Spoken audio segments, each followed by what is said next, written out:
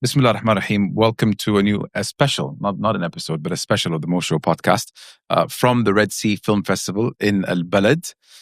This event means a lot to me, not just because it's film, something that I love, but it's film in my country, in my city where I'm born and raised. It's an honor to introduce the 5 key people who have kept this film festival going for 5 years and have taken it to heights even I couldn't have imagined. I want to start by introducing the CEO of the Red Sea Film Foundation, Mr. Faisal Baltayur. Ahlan sahlan feek.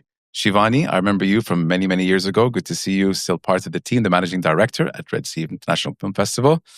We have Imad as well, Iskandar, the director of Red Sea Fund.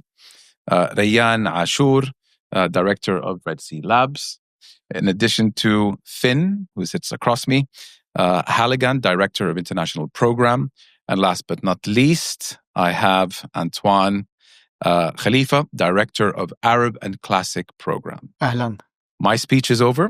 We're going to get into the nuts and bolts of what it takes to keep this going and to the heights that you guys have reached to. And I want to start with you, Faisal. 5 years ago, Saudi Arabia reopened its doors to cinema. Today, the Red Sea Film Foundation stands as the beating heart of a new ecosystem. I want to begin with you. What does this 5-year milestone represent for the foundation, for Saudi cinema, and for the region as a whole?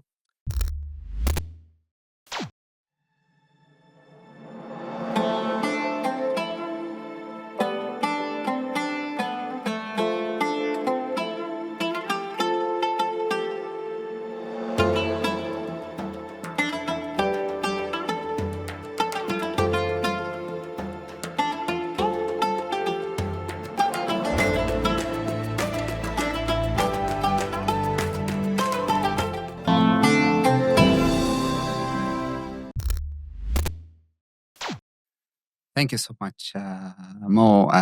It's been 5 years, but the impact is more than 5 years. The impact, it's literally when it comes to the numbers, when it comes to the effect on the film scene in Saudi Arabia, regionally, Asia and Africa, and also the brand, the name of Saudi Arabia on the map when it comes to the film festival, when it comes to the film foundation. It's even people when we sit with people, they think it's the Red Sea Film Festival being longer than 5 years. And I have seen it, I have witnessed it, I have heard it from some even festival executives, international film executives, when they said, "Oh, is this only the 5th year? We thought it's more than that." So this feeling, I think it's been achieved by the result of the impact that's been done. So the impact, let me start from Saudi Arabia, where the festival has born.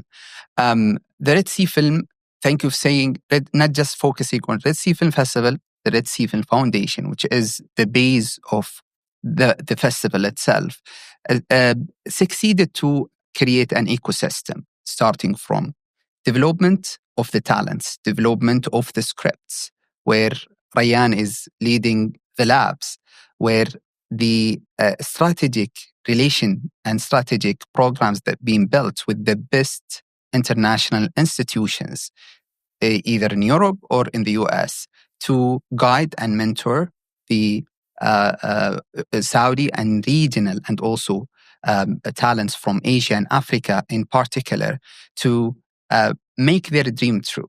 Their ideas, they come up with an ideas, not even a completed script.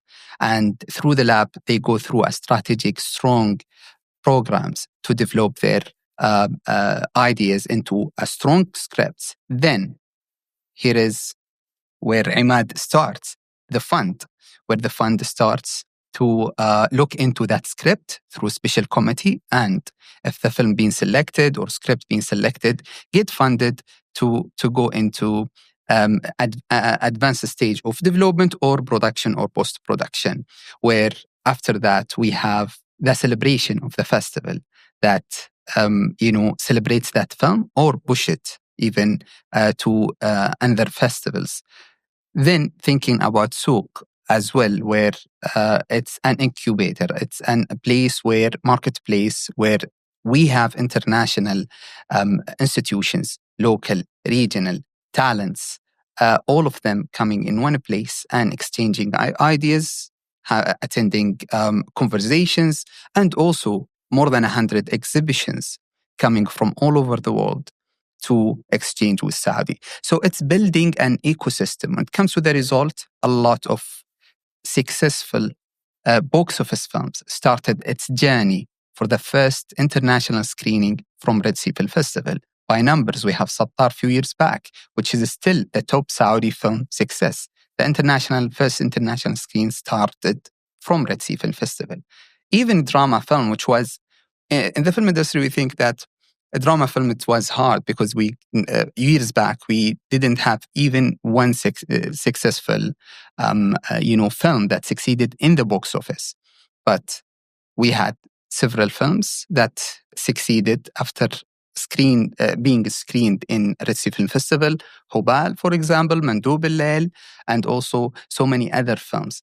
And even it's beyond Saudi. When we go to Arab as well, last year, it was the opening of Red Sea. Few months later, it was competing in Berlin Film Festival. So it's not just even thinking about having and marketing the film and taking it to the box office, but as well the impact into other film festivals. So creating that ecosystem has seriously, within a short time, positively impacted and reflected its serious vision into the Saudi market, into Middle East market, as well as Asia and Africa.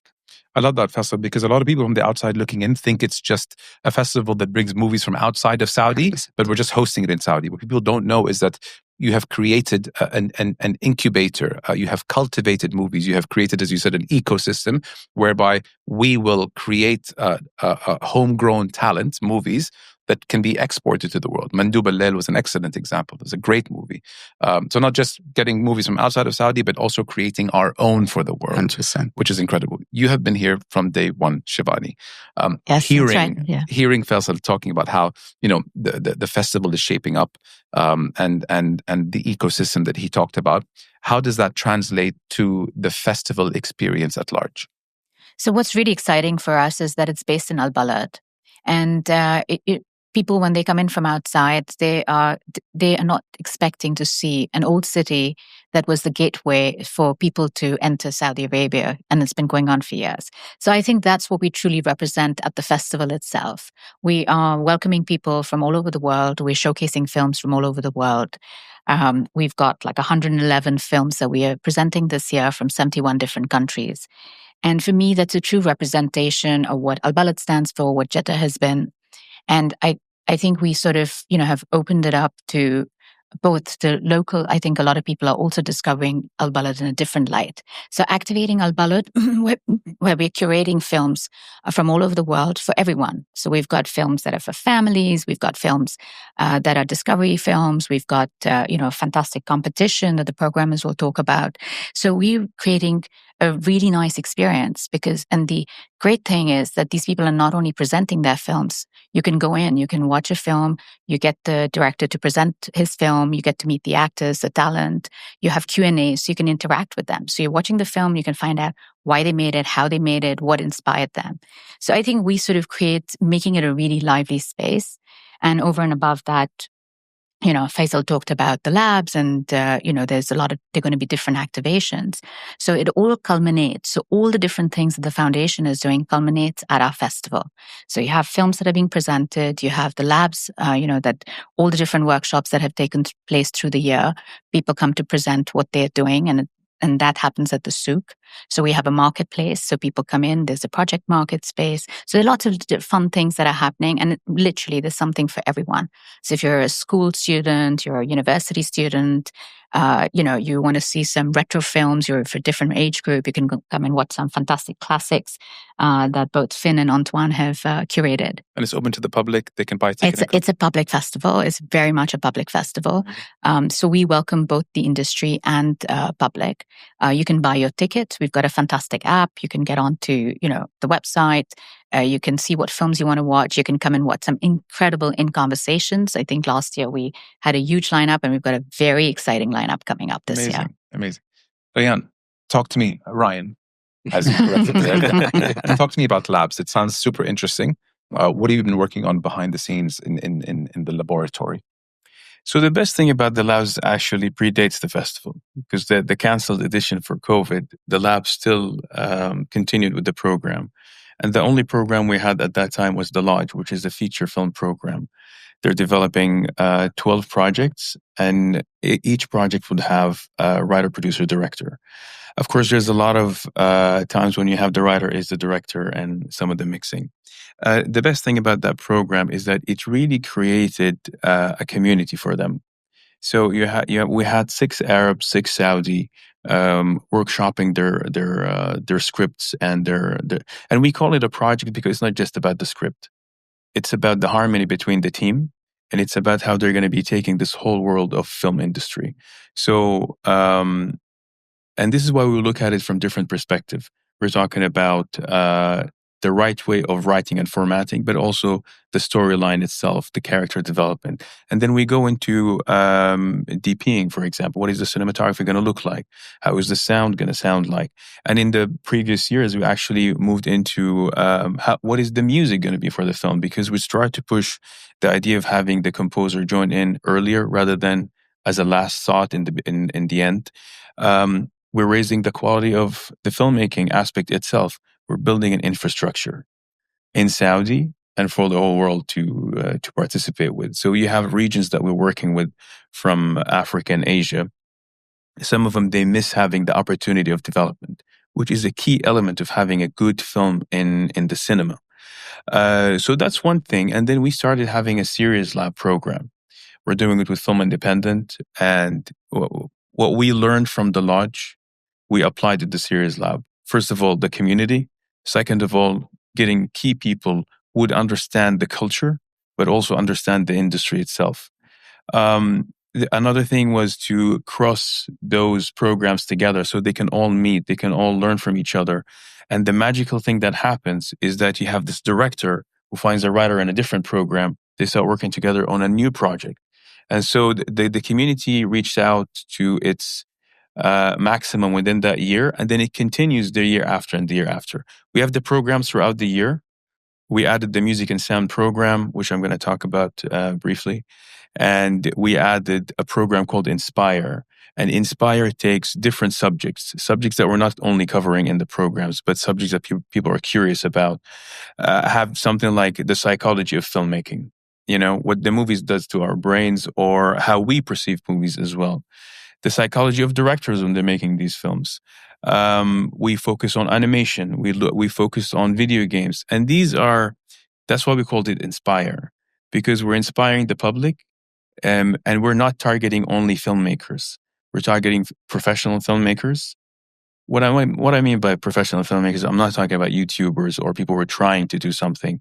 It's great that they're trying to do something, but there is a level of commitment that you need to put out there.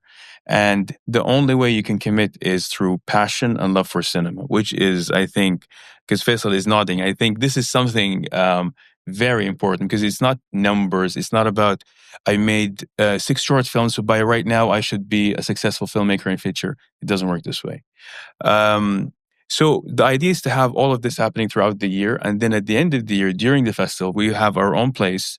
We're bringing in those back, some of the mentors that we had from before, Oscar winners, professionals who've done something unique and incredible throughout their careers. We're bringing them under one roof so they can all listen to them. They can participate with them. They can, exchange ideas with them. And for also these professionals who are coming in, maybe this is a new place for them. They've never been to an African cinema before or an Asian one. And this is a huge geographical part that needs to be covered. But, we cover it conveniently at the Red Sea.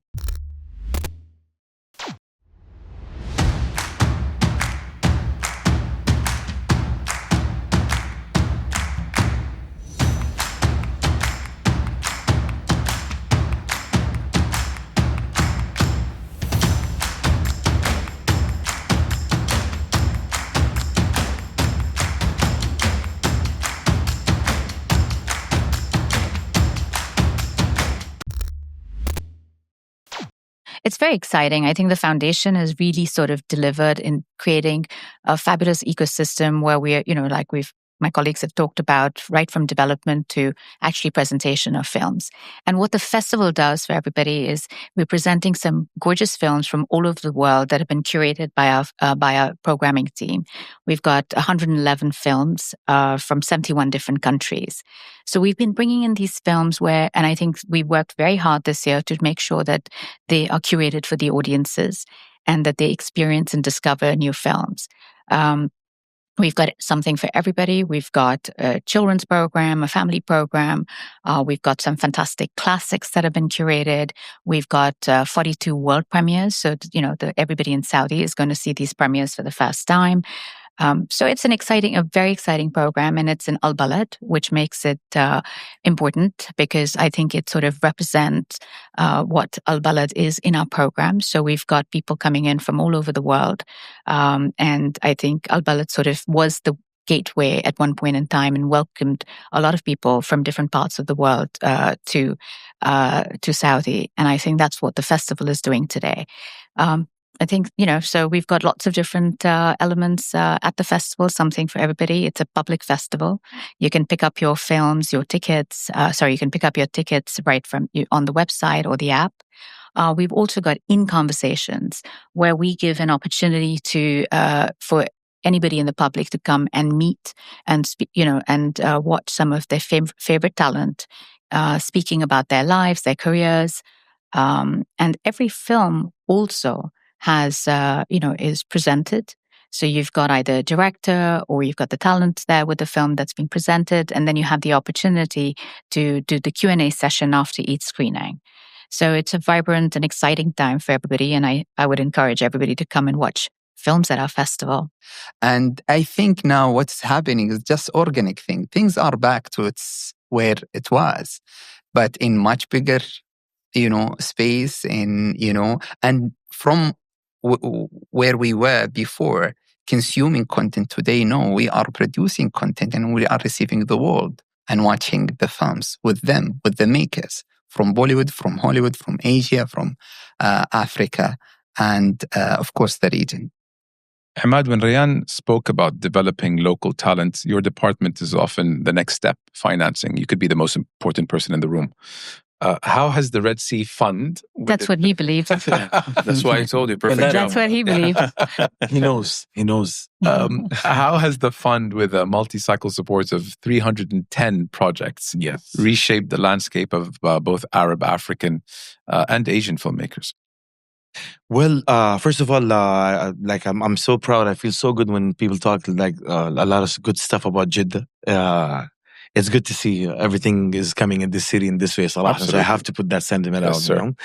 Again, it's funding, so it seems more straightforward than it is. What I like is the strategy from day one of the Red Sea is about independent cinema rather than these big studio-based films, although there is a lot to learn from them. So you see the labs bringing these programs, maybe a couple of films that we bring you that pull for these films. But for us, it's completely about the independent cinema. And it's been a great journey, to be honest, on two levels. First of all, the challenge was how can you make this custom made for what the Saudis need as we speak? Because everything just started, comparing to other countries. Saudi is very new to this. We have history of cinema, but again, an infrastructure. Cinema started at 2018. What we've been trying to do, the film commissions and everything came, by 2018 and onwards. So the support that we give for the independent cinema, which is most definitely in the Arab world, Africa and Asia now, is much needed. Is what made the Red Sea Fund, to be honest, be appreciated. It's not just the money that we given. Again, with the ecosystem, our name became a brand that to support it. I used to remember in the first year, everybody was like, how much? How much are we getting? Versus now, any kind of support from the Red Sea and having that brand on your film gives confidence to a lot of producers, a lot of these filmmakers, that kind of, and, we all are, in a way, I'm a filmmaker first before being, part of this fund, part of this amazing family. Any kind of validation in those stages is good. So I like the fact that the Red Sea Fund reached to a place where, again, that validation, having the fund on your side works. Other than that, I have to give it to our selection committee, our committee members, my team members, the films that we've been able to select. So first thanks actually goes to those filmmakers who apply with their films. They do a great job. We brag about their awards they win. I always say this. That's why it's the perfect job. Right. They do a great job, and you just go there, take the pictures, and become the guy. So what I like about, and when you see countries like Morocco, Tunisia, Egypt, and most of the countries in Africa, to see that these ideas are coming to and to see daylights, and big part of it is what the Red Sea is doing. Let me talk about my department. What the Red Sea Fund helped them in doing is, to be honest, it's priceless. And then again, I remember back in 2021 when we were asked to write a mission and vision statement. I wrote one of the weakest vision statements you can ever read in your life. It was like, by 2027, we should have some kind of a presence in the Oscars, some kind of presence in a vision, And then again, it's a blessing, alhamdulillah. And it's a blessing for us, as you said. It doesn't seem like 5 years. In 2023, we already had seven countries chose the film they chose for the Academy, for the Oscars, were funded by us. Yeah. Yes, in 2023. So that was a 4 year before your vision stage. No, more than that also, right? Listen, Man, apparently in 2021 even, the man who sold his skin Who sold his, was nominated in the Oscars. was nominated in the Oscars. Yeah, this year, another seven films that we funded are the country's selection for the Oscars. And we're already, I don't know if I should say this, They're but shortlisted. we're shortlisted for the Oscars. See, another thing that Ryan said is, see, the fund and the labs, usually what we do, we work throughout the year. So throughout the year, these cycles run throughout the year. So throughout the year, most probably our social media, most of the things that they brag about is us. But again, awareness. It just needs awareness and the impact of this. And I think also this year you've got, from the labs, you've got some films that have got completed. Yes, and I've gone to we have quite a few films that actually were not only completed, but also selected in festivals. We had Sync in Toronto. We had It's a Sad and Beautiful World in Venice. Which is shortlisted by the Academy. When it's shortlisted by the Academy as well. So this is where the sort of like the work that we do together. And then it's a good ecosystem. These two are good examples of projects that got labbed and then got funded. Yes. And then and then again, one thing I want to say about the fund, most people don't realize, out of the 210, and they're going to be more by the end of the year, around 170 projects we're in co-production with. So as soon as you go in co-production with a country, that means by default in the credit of these countries, the country of Saudi Arabia is mentioned as a country of production, or country of co-production, which is a big thing in terms of credits. This again puts your country on the map. This makes your culture, the cultural exchange, which any festival aims for, is happening in a really huge way. And then again, I feel overwhelmed sometimes, These are the numbers of nominations and the awards we won so far. We double check. Sometimes when we want to give it to our management, these numbers, I'm like, man, just lower those numbers. They seem exaggerated. Yeah, because constantly cross-checking, right? Yeah, we have to cross-check like 480 nominations. You're talking about 260 plus awards won on 310 films. So these seems, but again, thanks to these filmmakers, they make us look good. Phenomenal achievement. Finn, I want to come to you. You recently joined the team with an international perspective. What would you say struck you the most of the festival's identity and general ambition? Well, just that it's been established so fast. I mean, it's unheard of, really. Everyone knows about the Red Sea and international markets. And when I came here to work with them, I don't think I was quite as aware of the ecosystem as I am now. I didn't realize how closely everyone works together and how enthusiastic everyone is about everybody else's work. And also coming here and working here, you realize that, how flexible people are with all the new,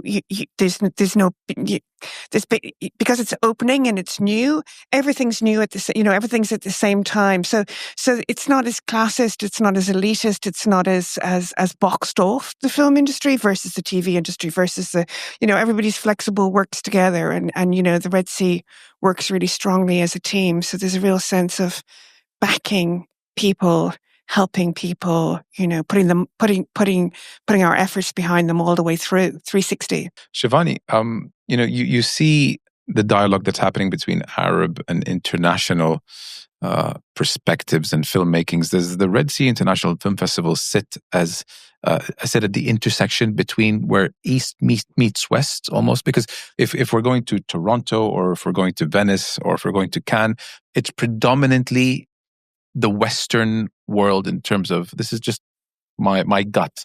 Red Sea Film Festival is obviously Arabic identity, but it welcomes just as much from the West as it does from the East. Is there a crossroads when it comes to culture? I think I'd call it a cultural bridge.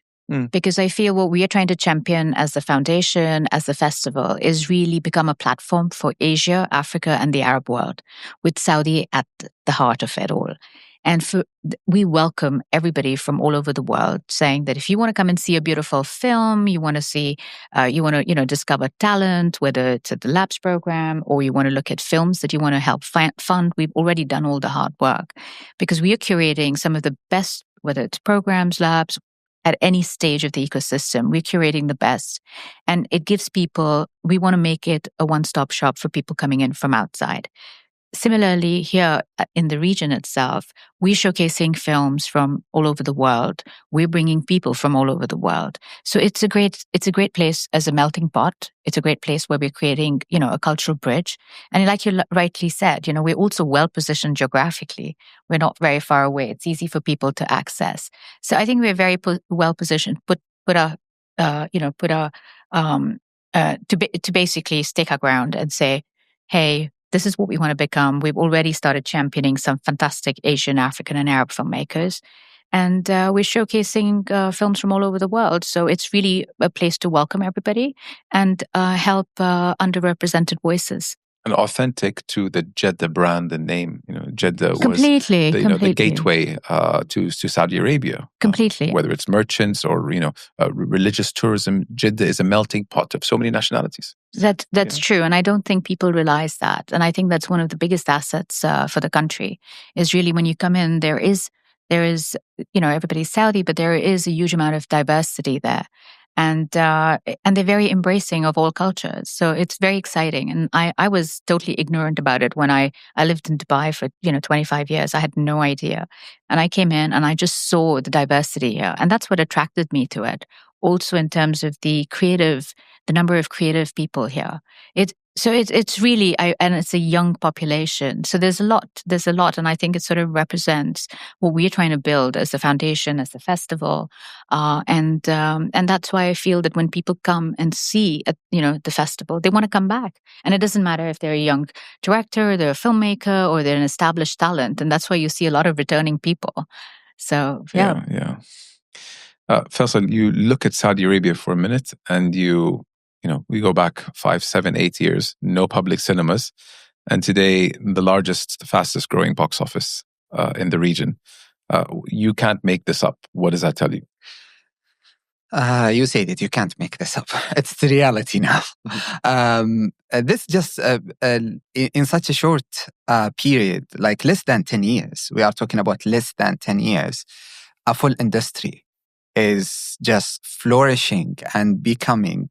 If you talk about the box office, Saudi Arabia itself, nearly 50% of the whole Middle East combined as a box office, as a revenue, as a number of tickets, etc.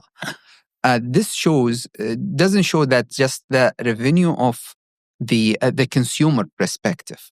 It's also represents what is the creation pillar, is adding to that, ecosystem. So we were talking about the ecosystem and the foundation, which supported a lot, but at the same time, it's even wider vision of how to, from regulation side. Okay, how can the regulation support the ecosystem of filming in Saudi, the cash rebate, the permits, etc., where the Film Commission is playing a huge role on that. When it comes to the filming locations, we have AlUla, Neom, and also Al Hassan now in Riyadh, and so many other locations that has not just have its diverse, beautiful sceneries that we have in Saudi, from the sea to the mountains, from the deserts to the even, greenery, places, but at the same time as well, the most advanced studios that's been just within few years being built, and a lot of filming happening there. So if you see, even if we go back just 8 years back, there was a lot of studies saying, okay, if we have there was just only 0.1% going to the Saudi, from the box office in Saudi Arabia, going to Saudi film, industry from Saudi film. There was expectation that it's very, because we are building a brand called Saudi film, and this is something that unlikely happening anywhere else. So a Saudi audience or international audience, even who's following Saudi, or we can say regional, they used to see Arab series or Saudi series in particular, but there was no Saudi film at this high number of production before. But within less than 10 years, last year we had 18 feature films being released in cinemas. This year, from 0.1% going to from Saudi box office going to Saudi films, it's sometimes it reaches to 40%. 40%, which is something huge that happens in certain time. Especially, we are not dealing with some other industries that you can make things fast. Creative industry and film industry, sometimes you need 1 year if you have very, a created system to produce a film. Some of the films it takes 10 years or 5 years or 3 years. So if you want this number of films that also perform, so in that span of time, you have a regulation that supports, you have funds that are ready to support, and you have a result, creatives and studios that produce that quantity of films and also get accepted in the box office and performs very well. And by that time, you created that brand to grab that audience. And I'm here, I'm talking about the Saudi films that every year goes to get selected in international film festivals such as Cannes or Venice this year, or different film festivals. So all of that happening in span of less than a year, I think it's extremely major achievement. It's historical, as you said. I was speaking to a director at the Joy Forums, and I said this live on NBC in an interview the following day. And this director, who I can't name, said that he has multiple scenes to be shot on the planet of Mars. And I asked him, so what's your experience been like in Saudi Arabia so far? He's like, listen, brother. Okay, he's American. He's like, I just came back from AlUla, and I was going to shoot 4 scenes in a studio back in, I think, California. But me and the team are now speaking about, being very genuine about shooting those scenes in AlUla. To really give it a non-studio feel, but something a lot more. I mean, you go to AlUla, it feels like you're on Mars, right? Yes, that's right. And this guy said, I'm convinced that I'm going to shoot those scenes there. He's like, I'm blown away. What I love about all this, that these are the early years. Lissa, there is a lot coming. We are at the beginning, we just started, So and the best thing with the fund, for example, you said it, AlUla, for example, or Neom, or the other locations. Even in the fund, even in the film foundation, we are not just receiving projects, or we are not just receiving films and showing out or supporting films. No. We come with all the partners, Film Commission, AlUla, Neom, all the other key player, Cultural Development Fund, ITHRA. So we have a strategic relationship with them and strategic initiatives. Your example, AlUla. AlUla, we have a strategic relationship with them in different spectrums, but one of them is the fund. So we have even the people who applies, the talents who applies for the fund, they have an option that do you think you can your film, do you prefer to shoot in AlUla? So we have strategic extra fund that if they selected and it goes to their committee to study the film and facilitate. And we have good examples for films that been applied to the fund and went to film in AlUla. Yes. And then we all celebrated either in Cannes or Venice or many other festivals. It's already done. The films already are out. Noura, we have Noura and Hijra both are Noura, good examples Hijra, of. yes. And now identified, yes. I would like to say something about AlUla as well, because they are sponsoring our program, The Lodge, for 2 years now. And part of the sponsorship, and of course we thank them for this sponsorship. So part of the sponsorship is to bring all these filmmakers with their teams to go to AlUla to have that workshop there. And it's really transformative. Yeah, people coming from all around the world who's never been to that spot, and then they go, and not only that they're seeing this mind-blowing landscape of a beautiful, unique desert, but there's also a civilization that is old, about 3,000 years old. So in that part, they're discovering themselves in that silence, because it's very silent, especially I at need night. to be around it. So how many projects now have AlUla as part of the setting? And that's actually not only is a lot of films are putting AlUla as part of their shooting schedule that they want to shoot there. They're changing some of the scenes. One of the films actually went from having a small village in the middle of the jungle, turning it into the desert, because it fit the story much better. Because when the filmmaker was there, she can see. It actually makes more sense here. And a lot of scenes, like dream scenes, sequences, it would be taking place there in AlUla as well, because the AlUla is a very picturesque area. Yeah, absolutely. We spoke about the first 5. And I want to go around the table, since it's a roundtable discussion.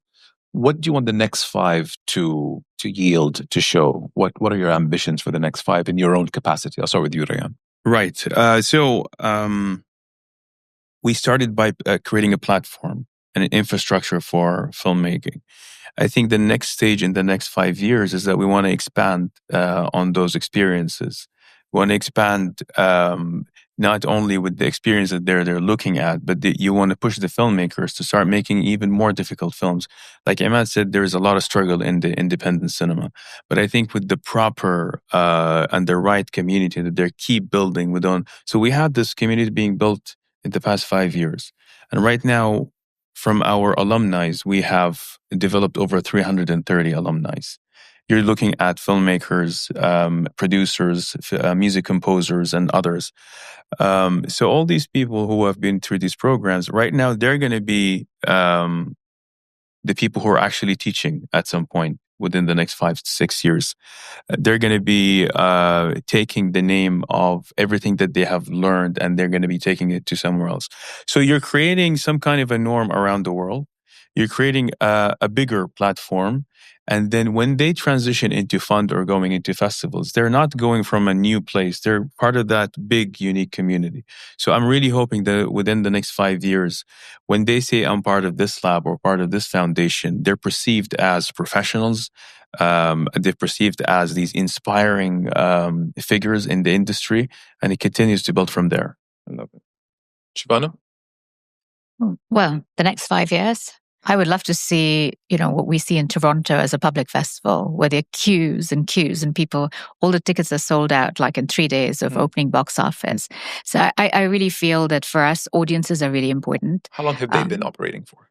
50. 50. They just 50 finished their years? 50 years. Yeah. This was So anniversary. we've got a long while, but I think we're doing well. I think people have started. People always told me that in Saudi they buy tickets last minute, but I've seen a transformation. I've seen more tickets being purchased in advance. People want to go out to the theaters, and I'm hoping that one day they'll trust us completely. And even before we announce our films, they buy ticket packages to go in and watch whatever we're presenting. So apart from that, I also feel that it's really encouraging now to see younger people participate. We're doing a lot with respect to the programming. We've also got a competition that we've created right now. And within our SOUP program, while Ryan is very protective about his labs and he really wants only people who are super committed, we are trying to encourage people through the SOUP talents. So we've got a program that we want people to come in, so youngsters who might be studying anything, but to come in and discover what are the different opportunities in film. It's not only about directing, it's not only about writing. There's so many different aspects that you can do. It's also about the business of film. It's about the marketing of cinema. So we are encouraging people to come in at all different levels. And I'm hoping that, we've got such a big ambition to set up an industry here. The Red Sea is a part of the ecosystem. I'm hoping that we actually start seeing results. We have more and more films get shot here. We have more and more filmmakers come and live here. And it's not only about helping the Saudi audiences, but also be able to attract international experienced people to come in. And then with that, encourage co-productions, encourage, more interaction. And not only film, also TV series is something that we really want to push into, start changing that level of field. Yeah. Very popular. Very popular these days. Extremely. Right. You see a lot of big names, like A-list names going to TV. That's correct, right? And I think that's Ryan's working hard with Film Independent. Yes, we are. Yeah. I think maybe we should give them the same treatment in AlUla because, the filmmakers, when we put them in the desert to work where nobody can hear you scream, they're forced to do their best. So maybe we should do the same thing. Maybe just stop making them scream. Do stuff that yeah. 2030, what would you hope that has stayed the same? What would you hope that has changed?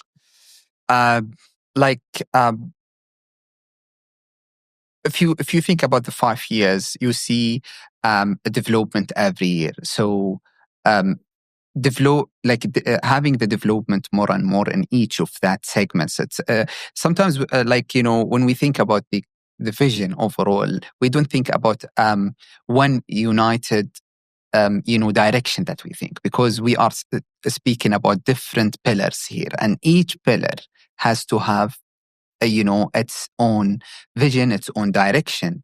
So I always think about it even like what Shibani also mentioned when it comes to the audience. The capacity building is important. Mm-hmm. It's what makes what makes this industry surviving. So the audience of today are the filmmakers of tomorrow. The audience of today, they are the consumers of today and tomorrow. So if we expand that, if we focus on that, if we educate them, media literacy. So that's why we this year we launched Voices of Tomorrow. So we need to think about the filmmakers of 2030, 2040, 2050. So we need to inspire them. That's why I'm happy that we're having an Inspire program in the labs to enrich and to support and to educate that audience. In our generations, it was by either we got into this by coincidence or maybe by passion, and then we try to follow that dream, we try to travel, or we try to learn. But today, I think everything is there. What we need is to have the right strategy, the right vision, and also utilizing our foundation, utilizing our festival to incubate, to support, and also to expand that audience. That's why this year as well, we have this community or public, spaces that the general audience can meet with the professionals. Yeah. So we are not taking that stand which is not a wrong stand, honestly, but in our case in Saudi Arabia, we need to take that direction. Some of the biggest film festivals are only targeting the professionals in film, while we are not. Honestly, we are focusing with the professional definitely, but we need to open to the public, and we need to tell them that there are important industry. You can invest in it. You can have your kids working on it. So that is a very a big and focus, areas that we need to step in and grow it with time. So by 2030, we need to have bigger audience. This doesn't mean that we don't have audience. Honestly, if we think just only about the professionals who went to Souk the last few years, more than almost 14,000 professionals they came. So we have that capacity. However, we want to grow it more and more. That's why even the Souk today is, last year it was 8,000 square meter. Today it's almost 18,000 square meter, and it's growing when it comes to the content, when it comes to the sessions and etc. So about the audience, I like how fast we're moving, because I remember in 2021 and the short film program, and the short films, when they were showing the short films, so many people were coming. A couple of my relatives coming out, they were like, they stopped the films at the credits. They didn't understand that it's a 15-minute film. For them, it's what is a short film. So for them, it's like the movie just started, the credits came out, and they stopped, and we're out. What's happening here? Versus now the short films, I guess it's getting popular in terms of tickets and everything. So that's right. So things are and also I think it's very popular. I think the short film sells out. Yeah, it sells out. It's already sold out. So a good 15 minutes. Yeah. And then I remember one of my relatives was like, you guys took all the money, but showed me like the credit, what's happening. The light went. I was like, no, this is a short film. I think one of the things that we need to do also is to reach out more to schools at some point. And this is something is a burden of the labs.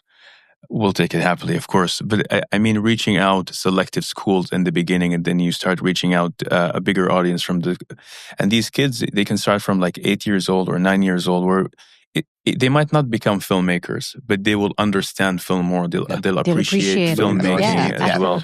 They will go to the cinemas. They need to understand films are made to be seen in the cinema, not on your phone.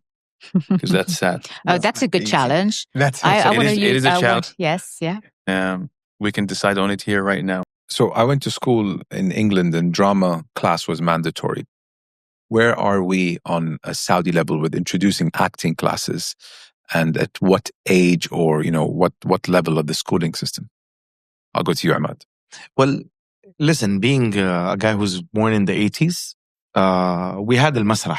We had so the interest was always there. The masrah was there, but a formal level of education, I guess the labs will give you more. But from my side, it's like, just as an opinion, it's really important. This is the age where you catch the right imagination, the love for this kind of field. Like I remember most of the people, I was one of them. After the masrah and after like Thalta Thanawi, you don't know what to do with that time. It starts seeming, at least in my generation, it seemed very mediocre at some point. Okay, what do I do with this later on? But I'm country. I'm sure that the film commission, the music commission, we're talking about a different level for them to answer on how to introduce this to the schooling system. And then Ryan, I think we need to start with an early age. Maybe not. Well, they usually have for kids like a 6 years old and 7 year old, very basic drama level on, and each one of them would take a role. You can be the tree, you can be the sun, and then they give you, a mini version of a Shakespearean play or something. Since you mentioned England, I think we need to start educating them about the importance of theater, because that's where drama comes from. And then we need to get them to appreciate theater. But we also need to have theaters in Jeddah as well to do that. It changes their personality, the perception of themselves as well, understanding themselves. Because in drama school, you see people get broken on stage left and right. And then they regather themselves and they become stronger, and they understand where the camera is, they understand the audience are, and they know how to conduct themselves. What do they do with their hands when they're standing on stage? It's very difficult to act where everybody can see you exposed, metaphorically. and you're talking to an audience without talking to them. So I guess there has to be some kind of programs that could get kids by the bulk, because you have big numbers of kids coming into this. But as they grow older, they would have to sign up for these classes because the commitment level is not small. It has to be committed, and they have to see themselves on screen. They have to see themselves in plays. They have to start auditioning, understanding if some of them choose the very difficult road of becoming actors, there's going to be a lot of rejections. And they need to be okay with that, because a lot of people quit at some point. And honestly, you don't blame them. And we've seen so many examples of international actors, some of the top actors in the world right now. They've been through very strange rejections before, but they made it. Yeah, it builds character. Absolutely. It makes you stronger. There's a lot of psychology behind that. Yeah. But also like the economy, or the creative economy of having theaters in place. I mean, you look at the West End in London or Broadway in New York, these places, even if you're not in that world or know anything about the world, you've heard of Broadway. Absolutely. You've heard of the West End. Absolutely. Why can't we have something like that by 2030? Whether it's here, whether it's in Riyadh, but like there's white space there that I feel needs to be tapped into. Much of it has to do with the audience building. Yeah. Because again, look at Egypt, Kuwait. المسرح كان في عندهم قبل. They had a presence. Lebanon is very strong when it comes to that. People, Iraq as well. in Iraq, people enjoy Syria. that. The audience themselves. But I completely agree that and theater is where most of the talent comes from. I can easily say this, right? Most of the talent comes from theater. The strongest, actually. Yes. Comes from And literature. From theater. Yeah. It's harder than movies, right? Because you got to remember those lines. For them, they do 3 hours of theater. So what is 5 minutes of a long And there is shot? no Exactly. retake. There is no retake. There is no retake. If you don't say cut, you're going to end the film right there, Yeah. So it's really important. Like, it's a great point to highlight on, and it needs to be worked on. At some point. Yeah, and I think they're also feeding into the industry. So if we're looking at building an industry, we need every aspect of it. Yeah, it's part of the... it's an whole, ecosystem. And it's an ecosystem. Ecosystem, even from all over. And the beauty of the film, it's just activating almost the whole cultural ecosystem. If you talk about the fashion, the even architecture, even interior design, even, the culinary, all of it is a part of, comes, even the music and sound, all of it in one movie. So what's it's the culinary? What's that? Food, like food. Oh, culinary. Oh, yeah.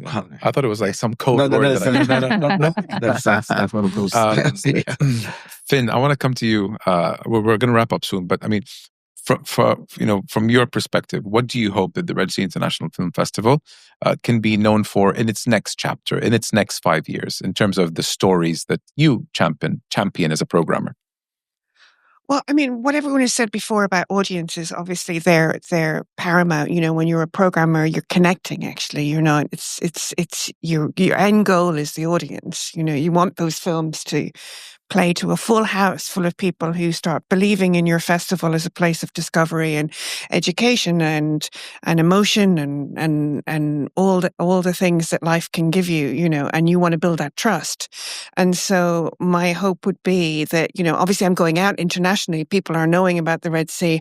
I'm talking about bringing your films here, and that people come and see our audiences. That's my big hope. They come with the films, they see the audiences, the audience have the trust with us.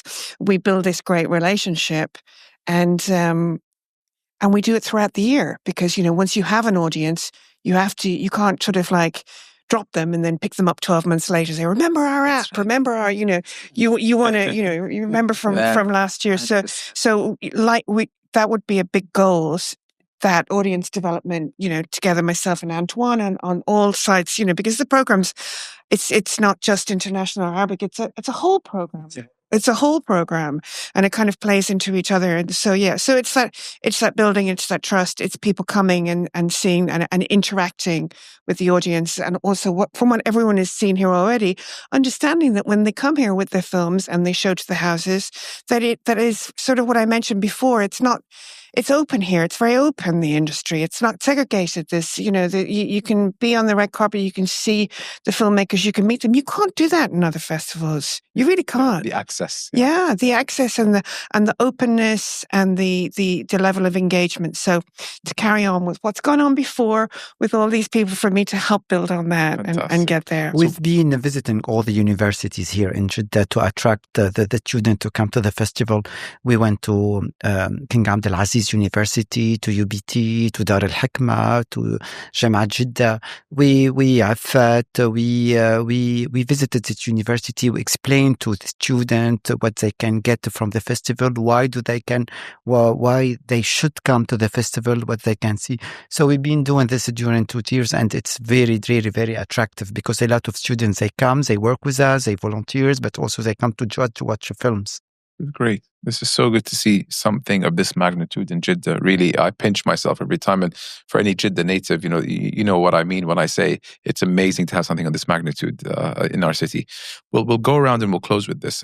In one sentence, what would you like people to take away from the 5th edition of the Red Sea International Film Festival? Oh, I know exactly the answer to that, because I want the residents of Jeddah who come to understand that it's a festival in every sense of the word, that everything's here for you. That you can laugh, you can cry, you can see the world, you can meet your directors, that it's a 10-day event. And I want them to feel like they've been satisfied culturally, emotionally. They've had the excitement, they've had the red carpet, they've seen the talent, and they know that it's a big celebration of cinema. All the senses. Everything. It's here. It's here for you. That's what I want them to know. I cannot wait. Antoine?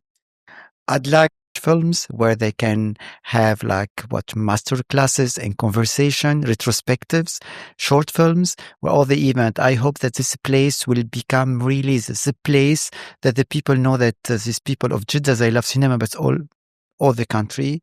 And I hope that the festival, when it's taken place, the people that come from all region, from kingdom, to come here during 10 days and watch films, to be like a destination here. Yeah. To the people take holidays and come to watch films. Yeah, it's worth traveling for. Absolutely. I believe this should be really the house of the cinema in all the kingdom. Yeah. I hope so. Inshallah will be. Yeah. Ahmad? Well, come to the festival, especially to fellow Jeddawis, fellow Saudis, it's a cultural exchange. Any festival is a cultural exchange. When the international people meet us locals, the impact is completely different. And you see it in their eyes while it's changing. وجدة واجهة حلوة من ناحية الشيء. Like Jeddah has that واجهة in a good way, So come watch, celebrate, learn, make the connections, and hopefully in the coming years we celebrate your film and you become our connection, and we brag about you winning awards. Yeah. You're right. Jeddah does know how to host. Ben Ali is a big event, and we do it very well. The F1 is a very big event, and we do it very well. And now there's a Formula One speedboat happening right now in Jeddah. So we're into people. You sit with an Uber driver, random Uber driver. He would start asking questions and not overstepping, but we like conversations. We like talking. You're right. You're storytellers. Yeah, we're storytellers. Yeah. It's a region of storytellers. So, Ryan. I want to set it up by saying I think this year we have a fascinating program. You're welcome. Thank you. Both international and Arab. Thank you. More than this. Yeah. We had a great selection of funded films throughout the year. And I think the souk is bringing the best as well. In the lab, we have someone with the caliber of Mark Mangini is coming in, sound designer of Dune and Blade Runner, the second one, and many other films. Again, an Academy Award winner for his craft. He's there, he's available. So many like him. So I want people to come in, be inspired, and see them at the movies. I love that. Shivana? For me, I want it to be a celebration of 5 years. I think we worked hard over the last few years. And it's really, this year, there's so many different aspects. And you've had everybody speak, right, from the films, what we're doing in the labs, what we're doing in the souk. So I want it to be a celebration. And, just saying in terms of what Finn said, she wants, people to be emotional. She wants people to be happy, to get, to be able to see all these fantastic films, discover new filmmakers, come for the ones that they already know about. And I promise that, it's a place where people they'll discover some new cinema, and they can come and walk the red carpet. You can do, you can come and have the conversations, ask the questions you want. There's a lot going on. There's also another element, which is going to be the cultural garden, where we have, it's a community screening, which is going to be done close to Al-Balad on the water. We're also curating that. So we're truly celebrating it, and we want everybody from Jeddah to come and celebrate with us. Fantastic. Excited. Faisal, last word for you. You make me the last one after my great team, where we share the same vision. Yeah. Okay, we have the same thought. But yeah, I'm first of all, I'm so happy and glad to hear the vision of my colleagues here.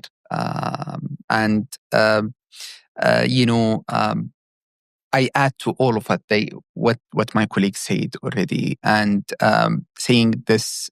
I want the audience, when they come, they understand this is the new home of film, the new home of cinema. So, and this is our slogan, honestly, for the foundation. So the new home of cinema, the new home of film, we gather all here for this year's slogan for the love of cinema. So all of that has the inspiration, all of that has the commitment from us to anyone who like to watch movies, like to make movies, and like to be inspired or inspire. So having it either as a destination in this beautiful cultural square that's being built for this festival. It's a unique space. It's a unique building, has the most advanced cinemas and one of the largest screens in Saudi Arabia, and one of the most advanced in the Middle East. It's just to celebrate the cinema, to celebrate the film, to celebrate the filmmakers.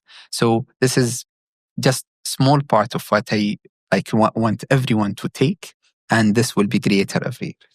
Fantastic. Thank you so much. Thanks. On behalf of Saudis, the Arab world, you've made a lot of us proud in what you did in the last 5 years, and really wishing the next 5 to be even greater. Sure. Thank you for this opportunity. Thank you. And good luck to Thank all you. of you. I really appreciate this. It's a real honor to have you all in this one round It's a table, pleasure. Thank you. square table. And best of luck, Faisal and team. Thank you. Thank you Thank you guys. so much. Thank you. Thank you very Thanks a much. lot. Thank you. الله يسعدك. أيها الإخوة المشاهدون السلام عليكم ورحمة الله وبركاته.